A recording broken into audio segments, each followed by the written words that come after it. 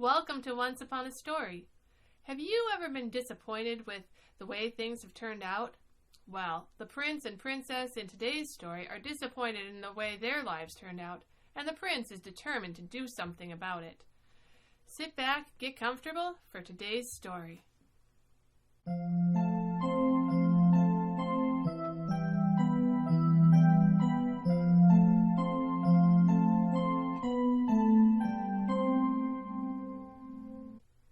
Today's story is The Frog Prince Continued.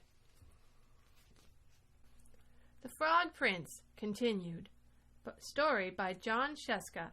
Paintings by Steve Johnson. The princess kissed the frog. He turned into a prince, and they lived happily ever after. Well, let's just say they lived sort of happily for a long time. Okay, so they weren't so happy. In fact, they were miserable. "Stop sticking your tongue out like that," nagged the princess. "How come you never want to go down to the pond anymore?" whined the prince. The prince and princess were so unhappy. They didn't know what to do. "I would prefer that you not hop around on the furniture," said the princess. "And it might be nice if you got out of the castle once in a while to slay a dragon or a giant or whatever." The prince didn't feel like going out and slaying anything. He just felt like running away. But then he reread his book, and it said right there at the end of his story, "They lived happily ever after, the end." So he stayed in the castle and drove the princess crazy. Then one day the princess threw a perfectly awful fit. "First you wake me up all night with your horrible croaking snore. Now I find a lily pad in your pocket. I can't believe I actually kissed your slimy frog lips. Sometimes I think we would both be better off if you were still a frog." That's when the idea hit him. The prince thought, "Still a frog. Yes, that's it." And he ran off into the forest looking for a witch who could turn him back into a frog. The prince hadn't gone far when he ran into just the person he was looking for. Miss Witch, excuse me, Miss Witch, I wonder if you could help me." "Say, you're not looking for a princess to kiss, are you?" asked the witch. "Oh no, I've already been kissed. I'm the frog prince. Actually, I was hoping you could turn me back into a frog." "Are you sure you're not looking for a beautiful sleeping princess to kiss and wake up?" No, I'm the frog prince." "That's funny. You don't look like a frog." "Well, no matter. If you're a prince, you're a prince, and I'll have to cast a nasty spell on you. I can't have any princes waking up Sleeping Beauty before the 100 years are up." The prince didn't stick around to see which nasty spell the witch had in mind. He ran deeper into the forest until he came to a tiny cottage where he saw another lady who might help him. Miss Witch, excuse me, Miss Witch, I wonder if you could help me. I'm a prince and—" What did you say? Prince?" croaked the witch. No, I'm not the prince looking for Sleeping Beauty. But yes, I'm the frog prince, and I'm looking for a member of your profession who can turn me back into a frog so I can live happily ever after." "Frog prince, you say? That's funny. I thought frogs were little green guys with webbed feet. Well, no matter. If you're a prince, you're a prince, and I can't have any princes rescuing Snow White. Here, eat the rest of this apple." The prince, who knew his fairy tales, and knew a poisoned apple when he saw one, didn't even stay to say no thank you. He turned and ran deeper into the forest.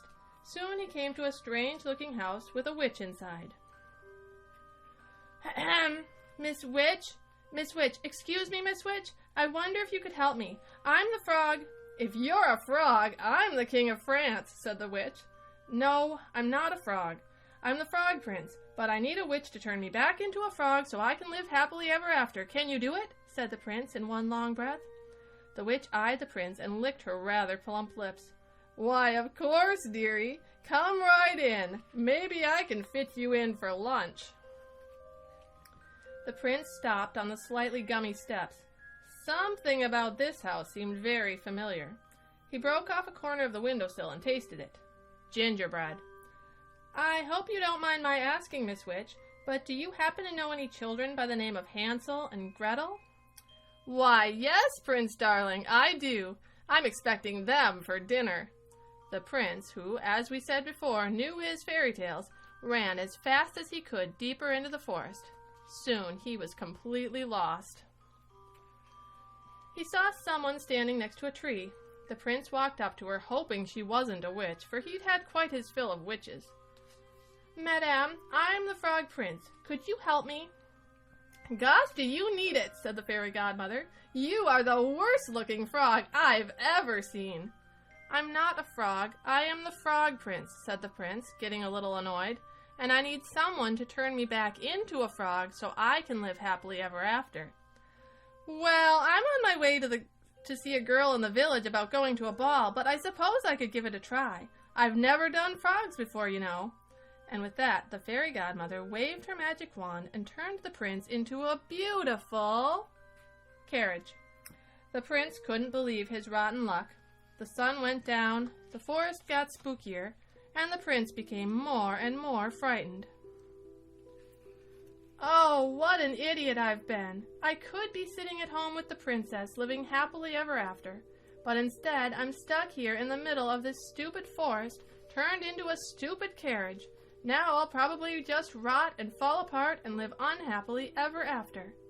The prince thought these terrible, frightening kinds of thoughts, and a few worse, too awful to tell, until far away in the village the clock struck midnight. The carriage instantly turned back into his former prince self and ran by the light of the moon until he was safe inside his own castle. Where have you been? I've been worried sick. You're 7 hours late. Your dinner is cold. Your clothes are a mess. The prince looked at the princess, who had believed him when no one else in the world had. The princess, who had actually kissed his slimy frog lips. The princess who loved him. The prince kissed the princess. They both turned into frogs, and they hopped off happily ever after. The end. It turns out that sometimes happily ever after isn't as easy as it seems. But in the end, the prince and princess found a way to be happy together. If you enjoyed today's story, hit the like button, and don't forget to subscribe for more great stories. See you next time!